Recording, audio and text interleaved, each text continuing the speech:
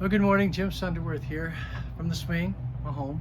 So good to see you today. Hey, listen, we've been talking about, we're talking about the children of Israel. We're in Numbers, and it's quite a book. I'm telling you what. I mean, you can get bogged down in Numbers if you weren't careful, because not because of God. God, man, was providing everything. God was doing everything He said He would do, and yet the people were discontent to some degree. Now, all the way through, when you talk about from Exodus all the way up to where we are now, you'll find places and times and things where people were complaining. They didn't have food. They didn't have water. They were hot. They were cold. They were this. They were that. They just always had something to complain about, and yet God was gracious to along. His mercies endures. He's long. He's long suffering and all. But yet sometimes he's just provoked into saying, you need to learn a lesson. Mm-hmm. Well, we talked about the last couple of days about how the fact that the children of Israel, they wanted manna, or they were tired of manna and they wanted some meat, so God gave them meat, and they got all the meat they wanted. They got sick of it, and then we had to deal with this rebellious spirit. Well, here we come into chapter 12. You want to read it, and like I said, it's not a Bible study, it's a devotion. So chapter 12, we're reintroduced into Miriam. Remember when they came out of the land of Egypt, and the horse and rider triumphed on this, were overcoming the sea, and all. She danced and she sang, and Miriam was Moses' sister, and she was so thankful to be out of Egypt, and she sang and she danced. And now, all of a sudden in chapter 12, we're just reintroduced to Miriam and Aaron, the brothers and sister of Moses, and all of a sudden, listen to what she said in this chapter. It's absolutely, you can't believe it. Then Miriam and Aaron spoke against Moses. What? Because, and you know why? They said there was two things. They didn't like who Moses married, and they said the Lord indeed can the Lord only speak through Moses? So they were prejudiced, and then they were prideful. Now, here's what they did. They said, look, we don't like the way Moses, number one, is running his life. They were prejudiced against his wife. God doesn't like that. He's created us all. He loves us. He wants us to love one another and encourage one another, and be challenged to help one another and have the freedom of that.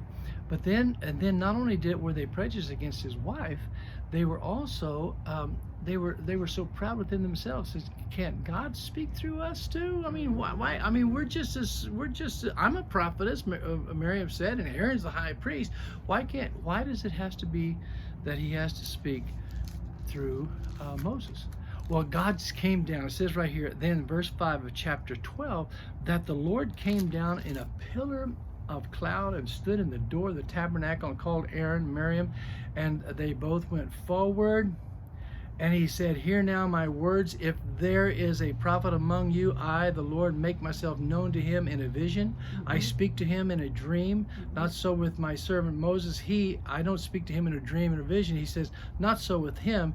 He is faithful in all my house. I speak with him face to face. Whoa, look. He didn't speak to Moses in dreams and visions. He looks at him right in the face and says, this is my man. Even plainly, and I'm not in the dark, saying, he sees the form of the Lord. Why then were you not afraid? Why were you not afraid? You going to touch my anointed to speak against my servant Moses? Look. If God ordains a man to be a leader in a situation, and he calls that man into leadership of a church, and this man is not going to be perfect, but God's going to use him, and God's going to speak to him. And if it's not immoral, illegal, or unlawful, and unethical, then you have to let God be God in his life. Yes. And let me tell you something, don't touch God's anointed. David wouldn't do it, even though God said he was going to be the king. He didn't touch Saul. He wouldn't take in his own hands. He wouldn't speak against Saul, because Saul was put in that position by God, and God has to take him out.